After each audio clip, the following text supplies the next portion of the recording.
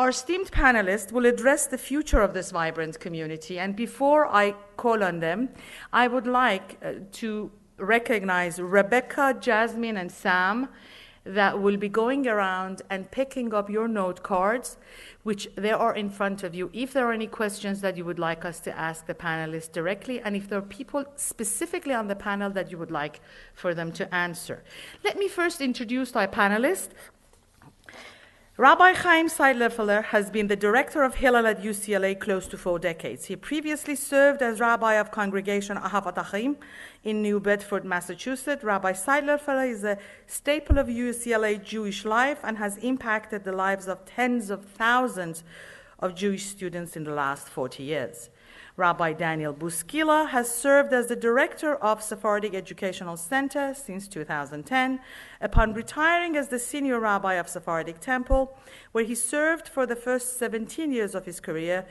Vice President of the Board of Rabbis of Southern California, Rabbi BOUSKILA is a regular contributor to local and national newspapers in both English and Hebrew. He served in the IDF's Infantry Brigade for 1 year during the First Lebanese War. Rabbi BOUSKILA is also an advisor to the board of 30 years after. Our first panelist that would be addressing you is the chief rabbi of the Iranian Jewish community, Rabbi David SHOFET, who immigrated to Los Angeles in 1980. It was under dual leadership of Rabbi SHOFET and his father, Chacham Yedidia SHOFET of blessed memory, that NESSAH and Educational Cultural Center was built, with the understanding that there is a need to be for a place that the Iranian Jews would pray and continue to maintain their heritage of 2,700 years. This institution has become one of the most important hallmarks of the Los Angeles Iranian and American community. Rabbi SHOFET also serves as an advisor to the 30 year after. Rabbi SHOFET, please.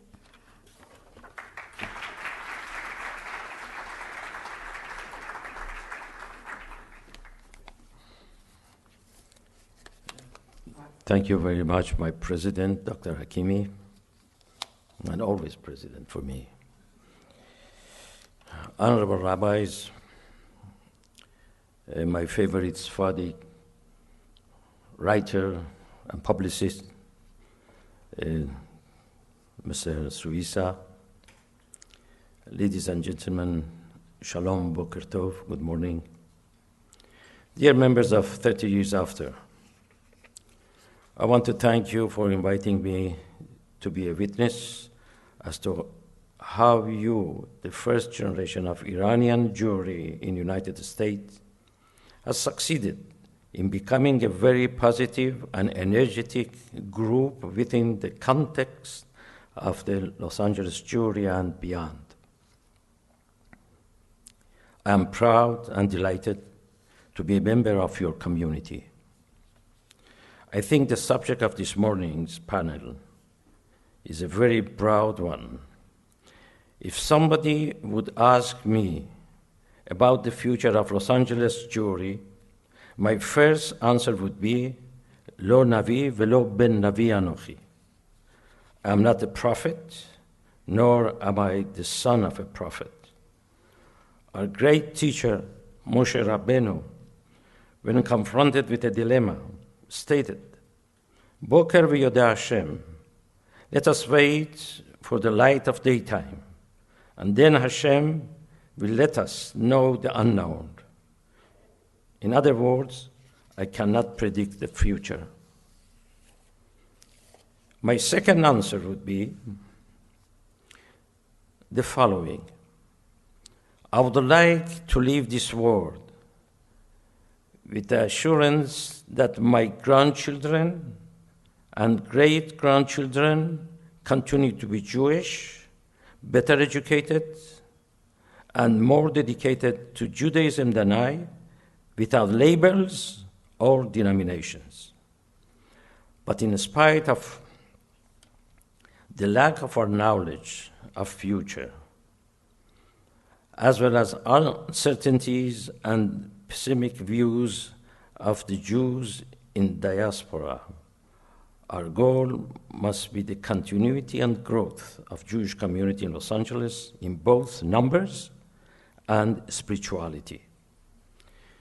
During the past 2 centuries, the rabbis and the communal leaders of European and American Jewry have been trying to find new ways and trends in order to stop the spiritual and demographic erosion of the Jews.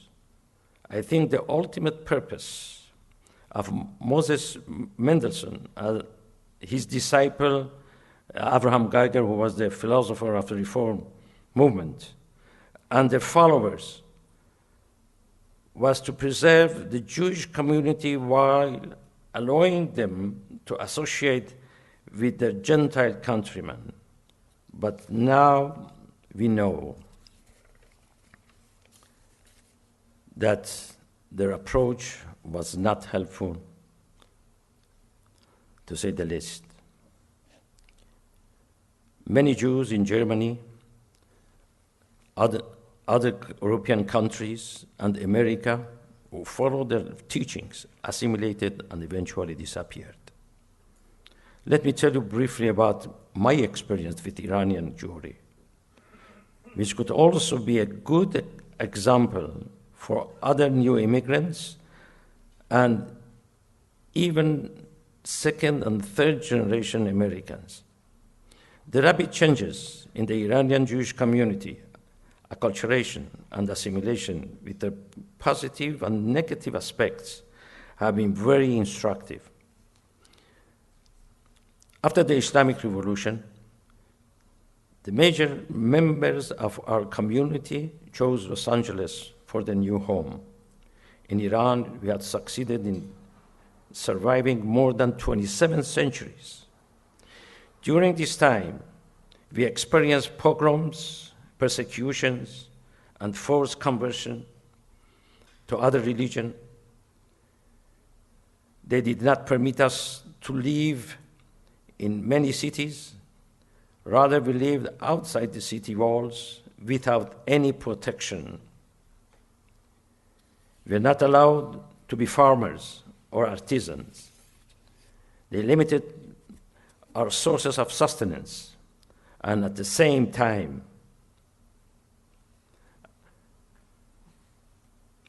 burden us with heavy taxes.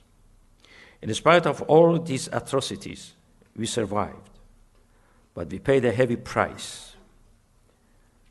My late friend, Professor Amnon Netzer of blessed memory, believed that for every Iranian Jew alive today, 50 were martyred or assimilated. Our community before the revolution was more or less a monolithic community. Most of the members of the community believed in Hashem and His Torah and were at peace with our faith and our beliefs. We practiced as much as we knew and married only among ourselves. Intermarriage was almost non-existent. Most of our children studied in Jewish day school, but obligated to study according to the government curriculum. When we arrived in Los Angeles, in the land of freedom and opportunity, I knew very well that within one generation, many members of our community would adapt and emulate American Jewry's experience of religious assimilation. I looked for a remedy for this and thought to myself, how can we preserve our identity as Jews and not assimilate?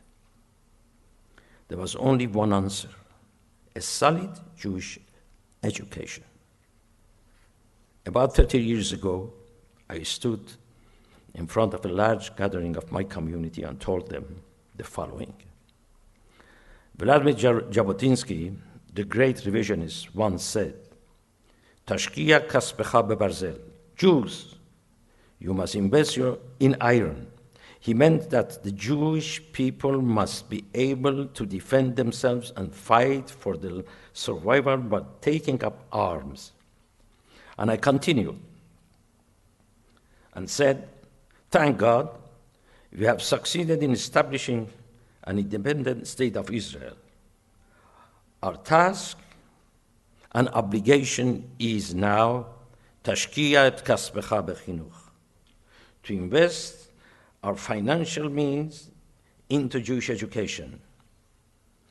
Now, if we want to have a future in this city, with all its negative influences and attractions, if we want to see thriving Jewish community that follow the path of their forefathers, we have to invest our money and time in Jewish education. All Jewish boys and girls, from nursery to high school, should attend Jewish day schools. The American Jewish Federation and all synagogues must allocate more of their budgets for materializing this holy mission. The budget of Jewish Federation that is allocated towards the Jewish school is not sufficient. Jewish elementary and high schools are very expensive, and not every Jewish family can afford to send their children to Jewish day schools.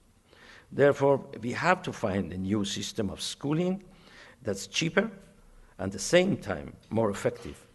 My dear colleague and friend, Rabbi Moshe Ben Zaken, has done just that by starting a new high school with a new approach known as blended education, which is suitable for everyone financially as well as academically. Furthermore, we have to encourage all the members of Los Angeles Jewish community, whether their children are in the Jewish day school system or not, to donate yearly to the Central Fund for the Furtherance of Jewish Education. My dear friends, I see the future of our community amongst you. You have a great responsibility for your ancestors. It's my hope that you will continue in the path of your forefathers, so that in 30 years from now, your children will be committed Jews as much as you are, if not more so.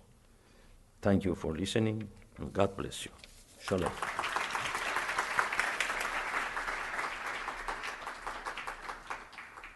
Thank you, Rabbi. I would like to ask Rabbi SEIDLER-FELLER to give his comments and his vision for what he sees in the LA. Thank you very much. I'm pleased to be the only Vusvus here on the panel, if you know what that is. But I'm on the panel, and I'm sort of an honorary Persian for all my years of commitment. I actually is the mic on? Yeah. I do agree. This one. I'll take Rabbi Shofet's mic. It seems to work well. This is punishment. I do agree with Rabbi Shofet about the primacy of Jewish education. I'll come back to that a little bit later. But before I talk about the future, I think I want to give a very brief and critical assessment of the present. I will say some things that might be controversial, but since I'm not known to be controversial, I think you know it'll be well accepted. The truth is that I've lived in Los Angeles for 37 years and I've never really adjusted. I always tell people, Lo al mezag ha'avir yachya levado yachya adam. You can't live alone on good weather. There needs to be substance. So it has been commented by others that Los Angeles Jewish life exists in a continuum between two museums. One museum is a shrine to paranoia, and the other museum is a shrine to assimilation.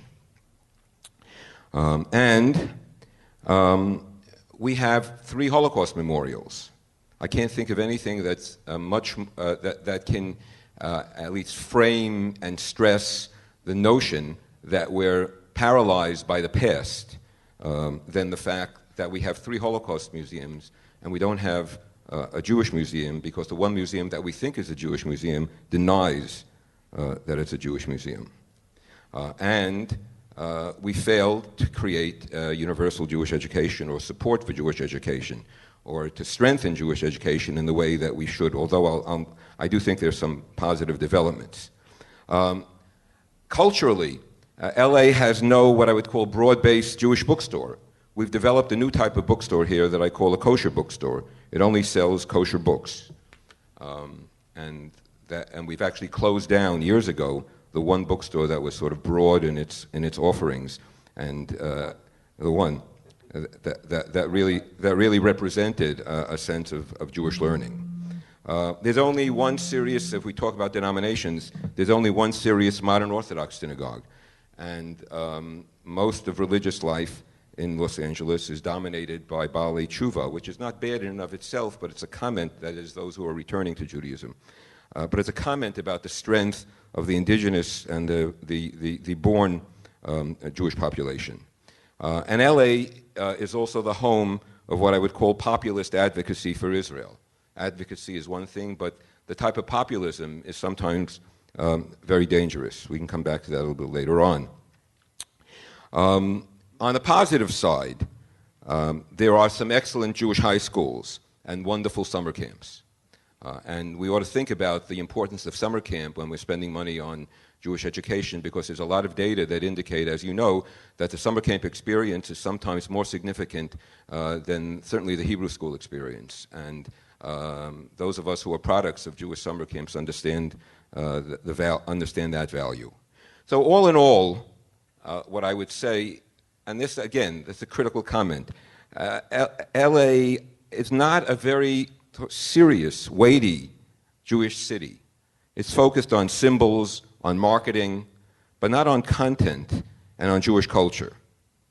Jewish Los Angeles reflects the culture of its surroundings. It is Los Angeles. When my friend Danny Landis left to go to Israel, so I asked him, I said, Danny, what shiur, what Talmud lesson, what public discussion of Jewish learning will you miss because you're leaving Los Angeles? And he said, none. The future, now that I've had you, now that you're all warmed up and optimistic. The future is already here. We don't have to wait. 50% of Jewish students at UCLA have only one Jewish parent. Intermarriage is no longer an issue in American Jewish life. What's his name, Goldberg, who writes for The Atlantic, what's his first name? Jeffrey Goldberg said we should stop fighting it. Jeffrey Goldberg, who cares about Jewish life. I disagree with him completely, but the fact is, it's done. It's done. America is a place where it's known that you don't have to be Jewish to have a Jewish wedding. The presidents have done it. Barbara Streisand has done it. And it's a thing now to marry Jews. We are desired, and assimilation has triumphed. And that's the reality that I see. I'll come back to that later on. Liberal Judaism is weakening and declining, and I've seen our HILLEL, which is a pluralist institution, the conservative and reform minyanim are down, although we're trying to strengthen them, and I can give you a report if you want some questions, if you want some answers later on.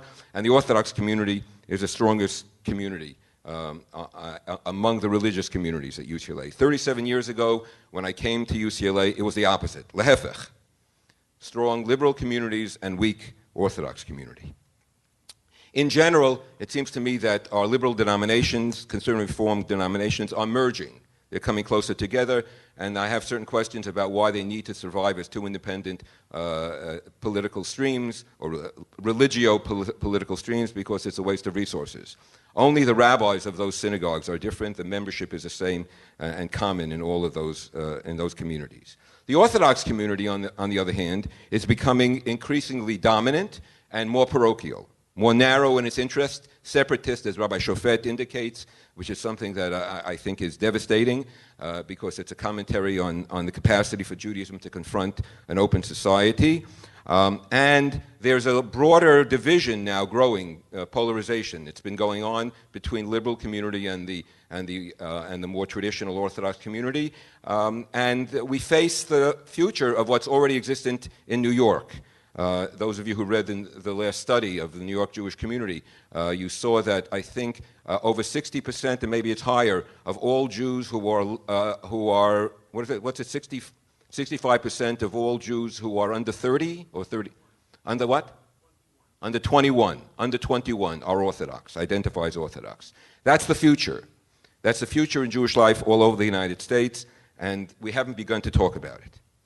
On the positive side, there is Limud in Los Angeles, which is focused on learning, and it crosses denominations, although it's been weakened. There is not much substantive adult education. Most adult education that we have in Los Angeles that passes for adult education are public lectures, and Limud isn't really supported by the broader community. There are some independent minyanim. I think Ikar is a very interesting phenomenon.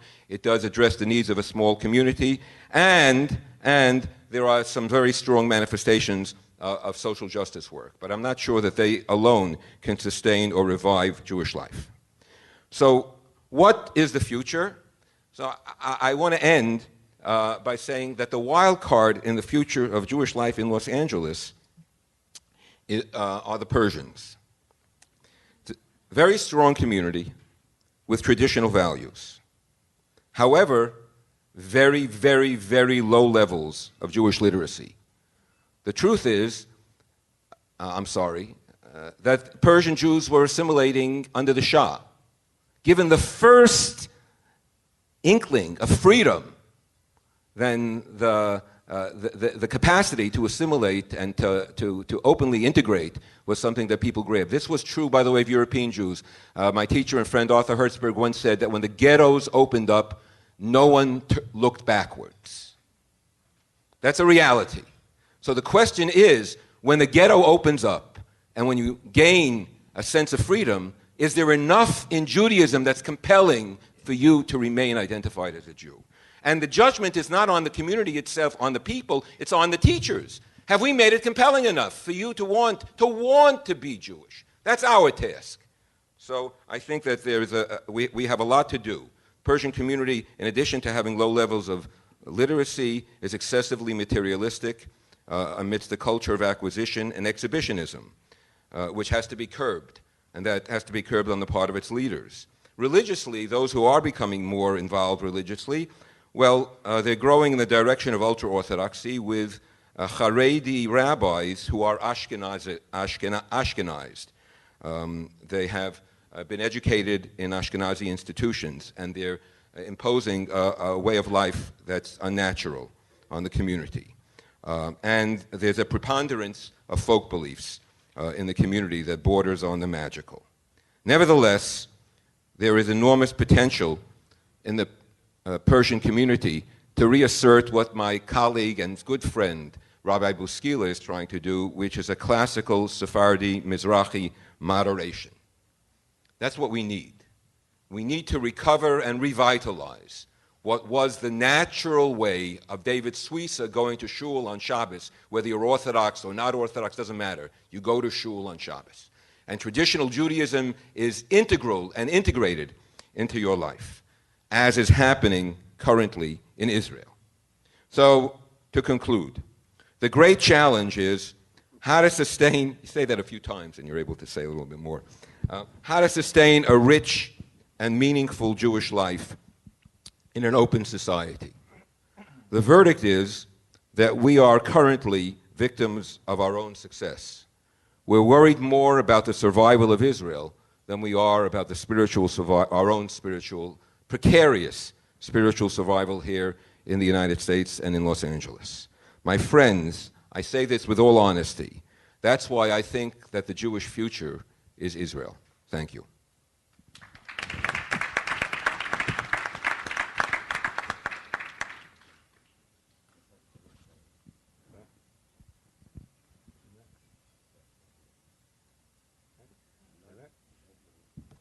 Rabbi Bouskila, I apologize for not calling on you. You are next, yes. Oh, if I'm next, Eagerly all waiting right. for you. Hello? Speaks? Yes. Good morning, everyone. So I'm going to start little Dvar Torah. It comes from every afternoon I spend time with my kids studying Torah. It's one of the great privileges of Shabbat. It's one of the great privileges of not living in the Pico Robertson area. I know it's a wonderful place to live, but it's a great place to live in Westwood because it's really kept our family together and the kids don't run around to Circle Park and to houses and all sorts of other places. And I've had the privilege over the years of growing up and studying with my children on a regular basis, especially on Shabbat. So I want to share with you something that I taught, that I studied with my daughter yesterday from one of the most intriguing parshiot, which we wish, Parshat Breshit, we wish could last 10 Shabbatot. I mean, it's an insanity that, it comes and goes in one Shabbat, the amount of material that's in there and the commentaries. So I want to share something with you. So in the second chapter of the Torah portion of yesterday, of Parshat Breshit, Parak Bet of the Torah, chapter 2 of the Torah, so we have the more active description of creation. Chapter 1 gives us a list without any detail. Chapter 2 gives us a little bit more of a detailed, more, we feel it more, especially when it comes to the creation of all of us, of you and I, of human beings. The Torah tells us that God took dust from the ground, earth from the ground, and he shaped man. So Rashi, in typical fashion, we're always curious. We don't accept anything at face value. That's the Jewish hallmark, by the way, of learning, is to not read and translate, but to read, translate, and immediately ask. Minimally 1 up to 70 questions. And we continue to ask and ask. We never accept anything that I or any of us say up here at face value. We always ask. That has been the hallmark of Jewish life, has been to ask questions. And so Rashi asks a question. He says, okay, God created human beings with dust from the ground. Where'd the dust come from? Where'd that earth come from? What's inside of us? What is the makeup of a human being? I want to know where this earth from the ground comes from. And so Rashi quotes 2 traditions from the Talmud. Tradition number 1 is that God went to the 4 corners of the earth and he took dust from each corner of the earth, and that was part of the dust that he put into us. And then another tradition is that God went to the future site of the Bet HaMikdash, of the temple, where the altar, where the Mizbeach would sit, and from there he also took dust. And together with the dust from the 4 corners of the earth, and the dust from the site, the future site of the temple, God built human beings. I was not privileged.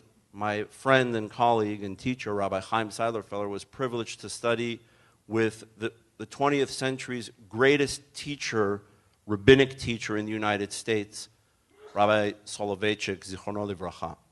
I studied at Yeshiva University. By the time I was there, he was no longer teaching. He was still alive, but not teaching. And I heard from one of my rabbis, I'm sure, Chaim, you heard maybe the Rav give this over directly.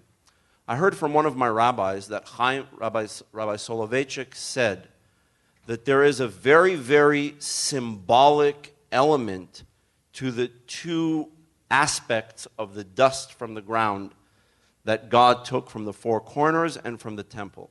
He said, built into each and every one of us is a curiosity about the world and a groundedness in tradition. Built into our hard drive is dust from the 4 corners of the earth. That means that as human beings, and as Jewish human beings in this case, we have always, it's not something new that Yeshiva University invented in the 20th century and called it Torah or Mada, to merge Torah and the modern world. That's part of who we are. We were always part of the world and the society that we lived in. We were always curious about medicine and science and the arts and literature and the cultures around us. That's the hallmark of being a Jewish human being. And at the same time, we're also deeply rooted in the earth from the temple, the Jewish tradition within us. And what's the challenge of LA Jewry? Is to restrike that balance. Because I don't see that balance existing today in the Los Angeles Jewish community. I see extremism from one side to the other. My friend Rabbi Chaim said, orthodoxy has gone to an extreme, and it has. You know, I haven't been the rabbi of a synagogue for 3 years, so I get to now float around as a rabbi and listen and observe. And I see that what was once upon a time a middle road is gone. And it's gone to an extreme. And on one hand, you have the Orthodox community in Los Angeles that has adopted some of the most primitive, childish teachings. I'm sometimes ashamed to listen to some of the sermons that I hear from some of the rabbis. They sound like they're telling nursery rhymes to educated people like you, doctors and lawyers and intellectuals and students. And I go to synagogue and say, how in the world does this educated population listen to some of this nonsense that's going around in some of the synagogues? One local rabbi spoke during Shabbat Shuvah. I was in the Pico area, and one of the local Orthodox rabbis gave his Shabbat Shuvah drasha. He gave his lecture, and the title was, "Where Have All Our Children Gone? Why are children from the Orthodox community running away from Orthodoxy?" You talk about Jewish education being the future. I'm not so sure. Based on the experience of my own children in Jewish institutions in this city today, I personally am turned off by the types of primitive teachings that they're getting and the low-level, low-quality teaching that they're getting in some of the Orthodox schools.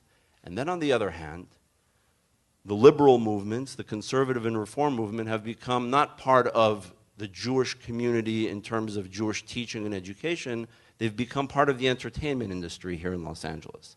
And they're only interested in what's the current flavor of the month to attract people. It doesn't matter what. It doesn't make a difference whether or not it has any substance. We're just looking to entertain and to do whatever we have to do in order to bring, and to deny whatever we have to do in order to get popular and get in the press, and who's going to get in the newspaper more often. And that's what's happening. And so Rabbi SEIDLER-FELLER and Rabbi SHOFET talked about Jewish education, and I agree, but I'm going to give you a little bit of a twist on it. I think the future of Jewish education doesn't lie for the Jewish community in changing in bringing more kids to Jewish schools.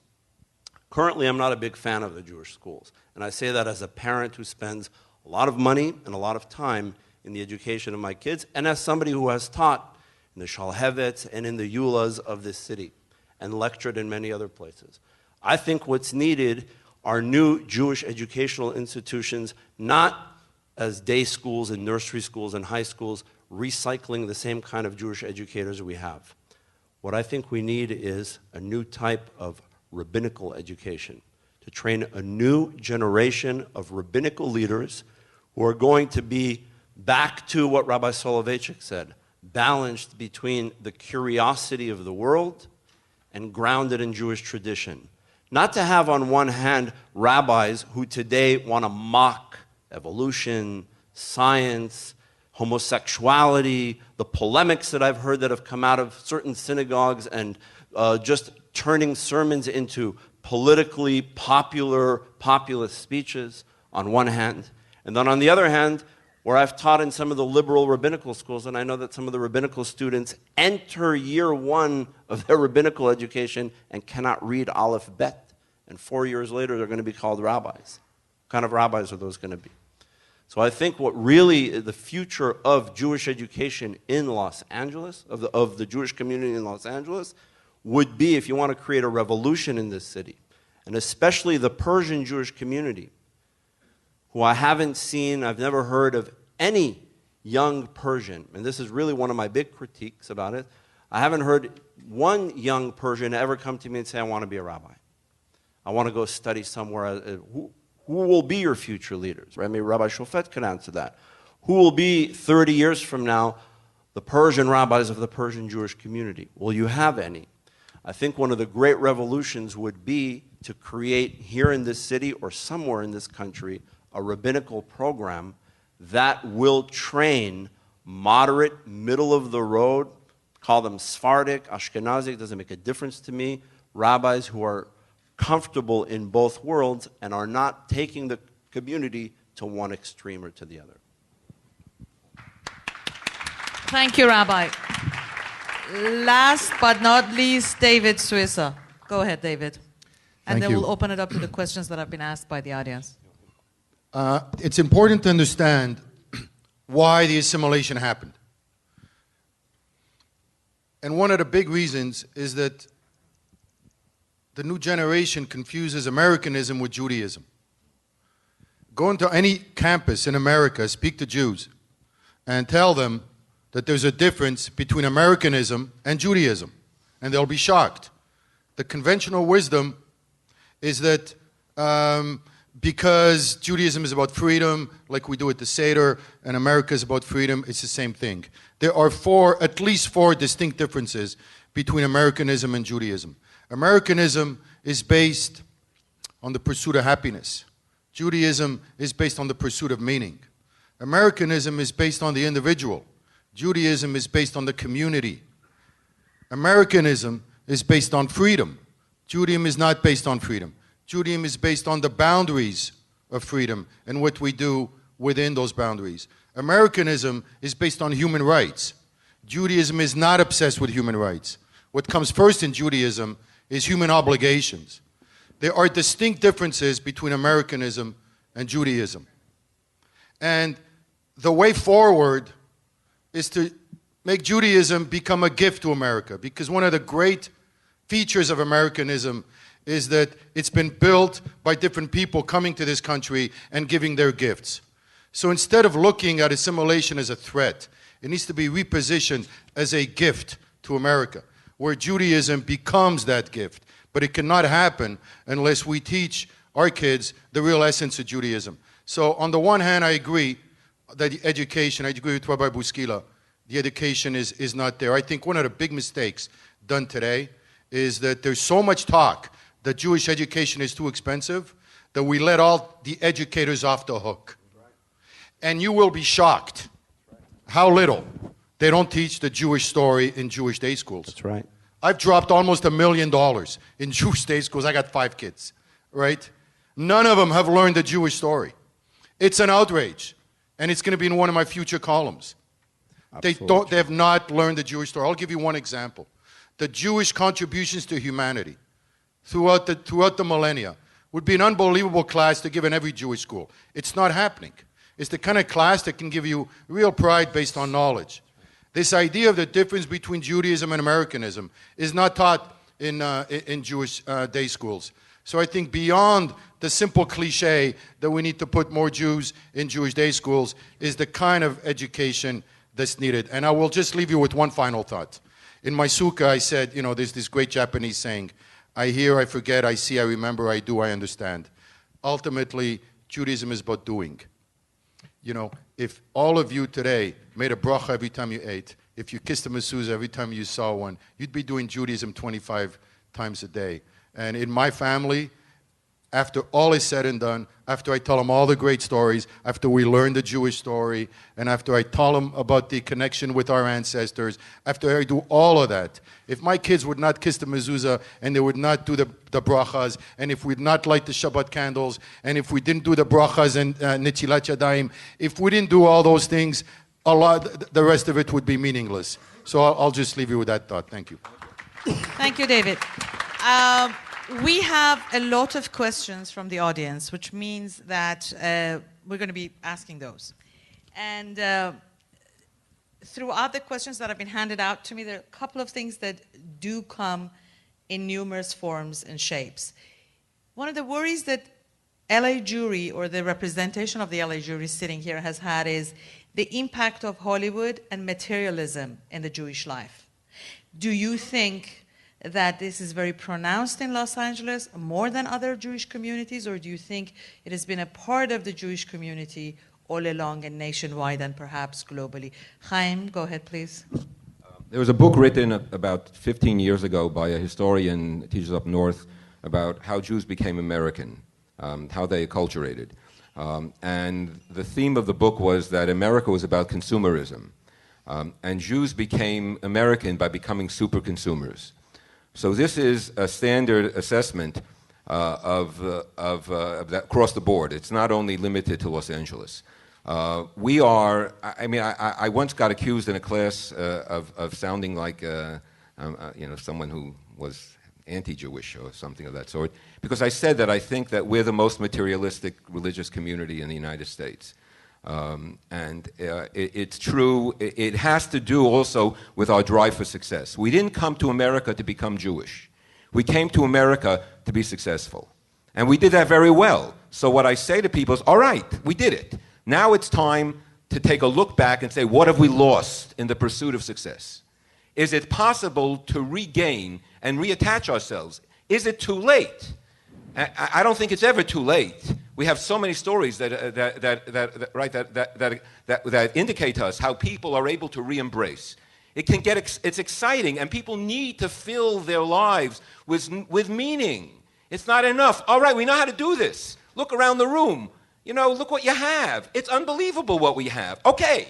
All right, now look, what content do we have? What do we know? Do we know our history? Do we know our story? You heard this across the panel. So give some time off for learning and make your lives even more interesting and more successful. Chaim, let me ask you a question, and I would direct this to Rabbi Bouskila as well as David SUISSA. Everybody on the panel, starting with Rabbi SHOFET, has talked about the importance of education and importance of giving our kids a reason to want to be Jewish by choice. If I would ask the two of you specifically, Rabbi Bouskila and David SUISSA, which happen to be very passionate about this, what would be your remedy to the Jewish day school or to the Jewish educator? How do you turn these kids on? Okay. Again, I think, unfortunately, it's a very complicated problem. Being a Jewish educator in a Jewish day school is not what, I'll give you a simple, short answer, okay? There was an article written recently about this whole phenomenon, the problem of modern orthodoxy and what I refer to as kind of like dying out.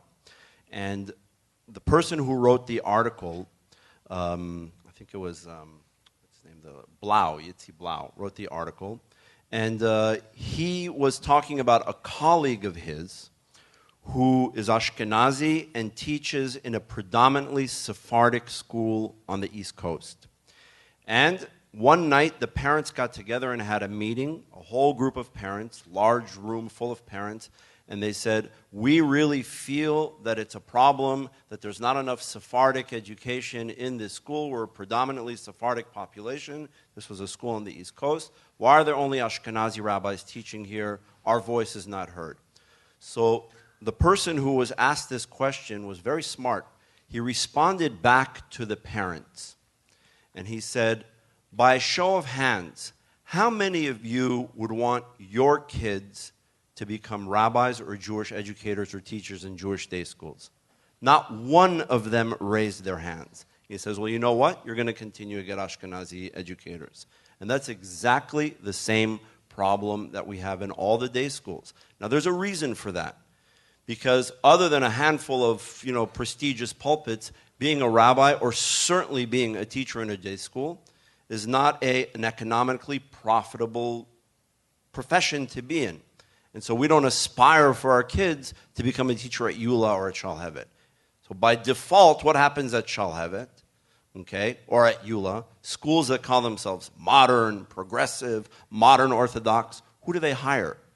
Rabbis who are not modern, not progressive, not modern Orthodox. We're not trained in modern Orthodox institutions and teach the things that modern Orthodoxy rebelled against. And so the only way to solve this problem and to make Jewish education compelling to modern children like my kids, like David's kids, like Chaim's kids, like all of our kids, is to train a new generation of educators. And if you want the Federation and others to put their money somewhere, perhaps it would be to say that a Jewish day school teacher can earn a respectable living. And then maybe some of your children would want to potentially go into this field instead of just being doctors and lawyers and making the big buck, because that's really where the future is going to lie. Otherwise, you're going to continue to rely upon what I call the schleppers of the Jewish community who can't do anything else, so they become our children's teachers. David, what about you?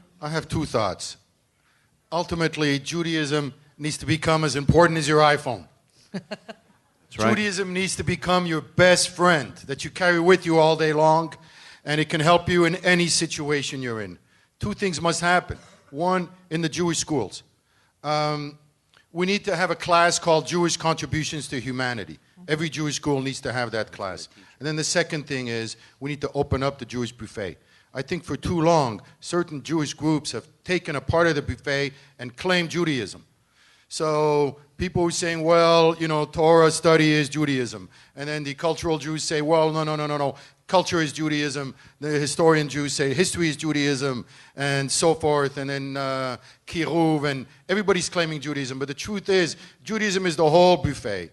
And schools need to be able to expose all of that Judaism. Includes poetry, includes music, includes history, not just Gemara and not just Halacha. That whole buffet of Judaism needs to be exposed to the children, and Judaism needs to be seen as your best friend. As far as the mitzvot, nothing will happen good with Judaism unless Jews embrace the concept of the mitzvot. And schools need to learn to teach the mitzvot as a gift from God, a blue gift from Tiffany that you open up and it's got the ritual, personal meaning.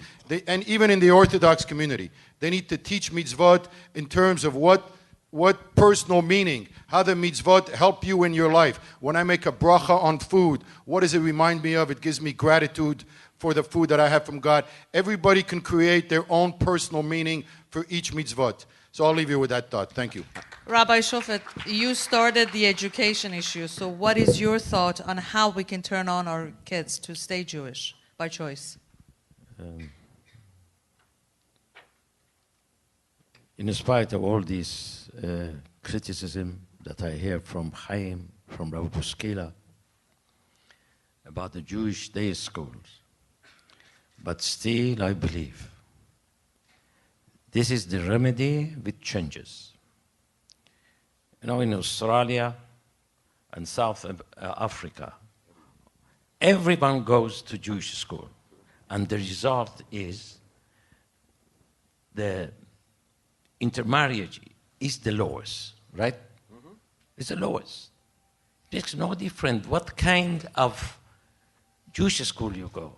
I agree with that, with Rabbi BOUSKILA, that we have to change, as I mentioned at the first time, we have to change the way we teach our kids Judaism. There's some school, first and second and third and fifth grade, they start from Breshit, the same thing. The same thing. You're right, absolutely you're right. You have to change this system. You have to learn from Israeli system of education. Now in Bar Ilan, I'm more than honored to be, I was a student in Bar Ilan. Now they have Bet Midrash. In Bet Midrash, what they do, they come to blend, the science and the way how to make a curriculum for Jewish studies. This is the way for future. Now, let me tell you about one story my father, Zichrono Livracha, used to say. We were talking about the Jews, they must be part of the general culture, and we must be very open to general society and the science and everything else. He used to say, a man came to a city. He said, I'm a prophet. He said, all right, you're a prophet. We want you to do one thing. Go to the cemetery and revive all the death. No. He claimed that I can revive the dead. They told him, please, don't do that.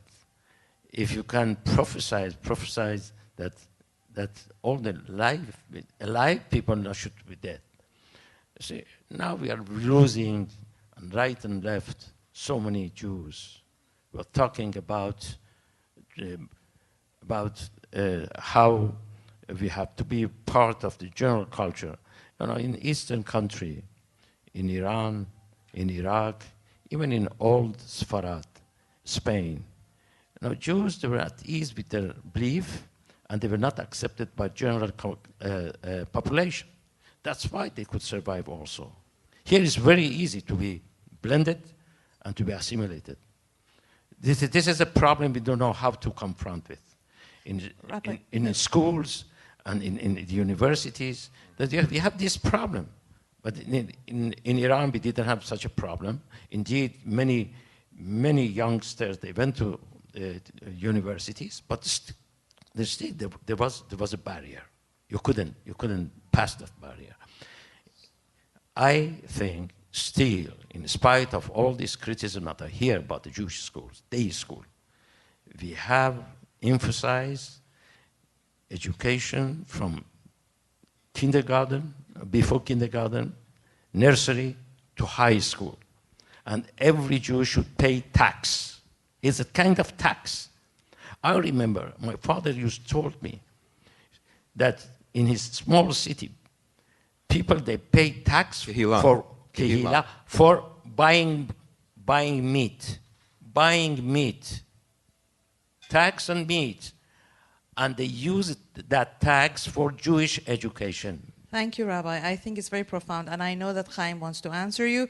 Chaim, please respond to that. Okay. And then I have a question that's very important, which is going to be our last question, All and right. I'm not giving up on that. So go All right. ahead. Very briefly, two things. One, Achad Ha'am, in one of his famous essays, differentiated between two types of assimilation. And our great teacher, Gerson Cohn, wrote an article called The Blessing of Assimilation. And this really addresses what David said. He differentiated between what he called chikui shel hitcharut v'chikui shel hitbolulut, competitive assimilation and immersive assimilation. So if we're talking about assimilation into the American culture, then we lose.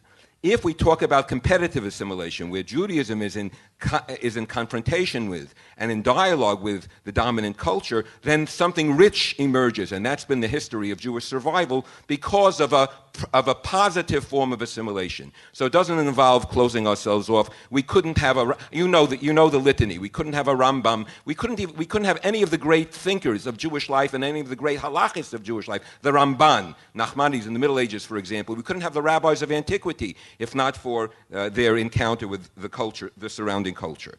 Number one. Number two, in terms of education, if I were to summarize what we heard, I would say Judaism has to address the issues of the day. It has to have something to say to people that tells, David says it should be something that's with you all the time. What does Judaism have to say about poverty?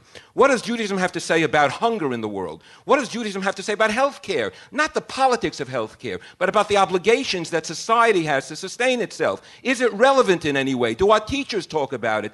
Is it meaningful on a daily basis? And do we have something to contribute to American society as Jews? Are we talking publicly as Jews because we have a tradition that can say something to everyone? And finally, about obligations and mitzvot, my teacher, Rabbi Soloveitchik, would always tell us that when God chose to reveal the Torah at Sinai to the people and impose obligations, he didn't choose a group of I don't have it's not his word, a group of nebushes, a group of, in other words, the people who were confronted at Sinai were confronted because of a sense of dignity. To be obligated means that you have value and that you have the capacity to fulfill the obligations. So you're part of a tradition that understands that you can do something creative in the world, and to carry a commitment to obligations is a way of transformation. Thank you, Chaim. This is the last question I will be asking from the panel, and I need a response from you. More than one person has asked about the role of women in Jewish leadership. How can they ensure a future of Jewish substance? And I don't want to hear as a mother or as a wife. I want to hear a real role. And please don't tell me to raise your kids as a Jew or be a dutiful Jewish wife. And I'll start with the bad boy on the panel. David, go ahead. You give us a role and don't tell me a mother or a wife. So go ahead, David. A good mother and a good wife? No. Which is non-existent in LA. Right. Look, I think Judaism lives on the shoulders of women. We've heard that before. Give me a One roll. of the reasons is because one of the things that's missing the most in Judaism today is a sense of spirituality. And I know growing up in Morocco, my mother had such a deep sense of spirituality. Every morning she would wake up and she would kiss the mezuzah and make prayers as she was kissing the mezuzah and closing her eyes. And then she'd light the candles. And the intense, deep spirituality that I got from my mother to this day, I think has nourished me as much, if not more, than anything else that I've done in Judaism. So my thing is the Shekhinah. And the female Shekhinah transcends so much of the arguments. The Eshet Chayil doesn't even talk about uniqueness. The Eshet Chayil values those fundamental character traits that a woman has. And I think for me, more than anything, it's the spirituality that women can bring to Judaism. Rabbi Bouskila and then Chaim. I've spent my entire life educated in Orthodox institutions, including in yeshivot in Israel. I'm a graduate of Yeshiva University. I identify, I guess, for lack of a better term, even though in the Sephardic world we never had these artificial divisions. They're about 100 years old in Judaism. Judaism long predates these artificial divisions. But people may call me an Orthodox or traditional Sephardic rabbi and Jew. I 100% believe that there should be Orthodox, if that's the term they use, Orthodox women rabbis in communities. Let me explain what I mean by that.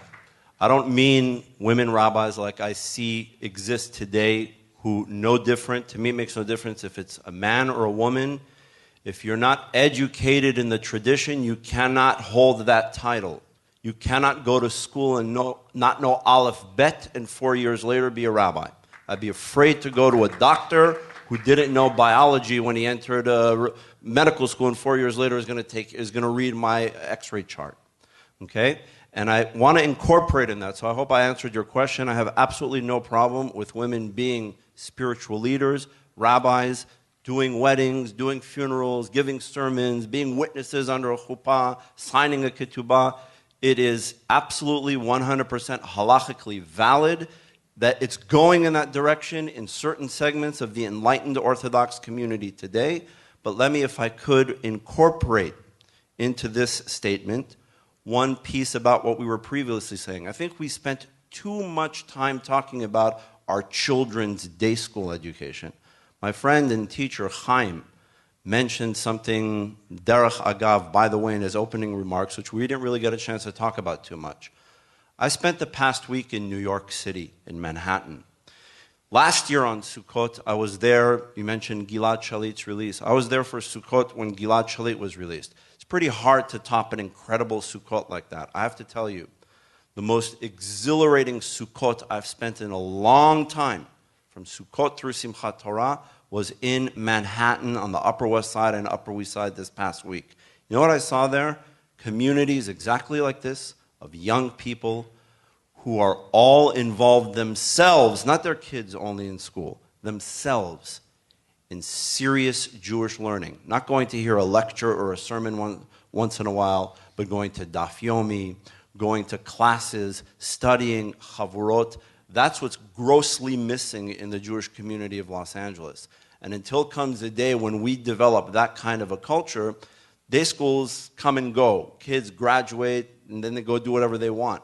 We need to develop a culture of serious learning, and maybe from that culture of serious learning will emerge those women rabbis that you want to lead your community. Okay, thank you. Chaim, could you please give us a role for women, and then Rabbi, you will be the last, and then we will conclude the panel. That's it. Please, Okay. Chaim, make it fast. All right, so first of all, I agree fully with Rabbi Bouskila. I cut my rabbinic teeth on women's involvement. I wrote an article over 25 years ago about ordaining women, and suffered the consequences, I must say, which is another story that I can't tell you. But I just want to tell you something that you don't know. Certainly you wouldn't know it in the Persian community, because in the Persian community there is a distinctive opposition to the role of the public role of women that needs to be confronted. It's a very serious issue. I see it with young men who are college educated. They themselves sustain that sense of opposition. There is something called egalitarian orthodoxy.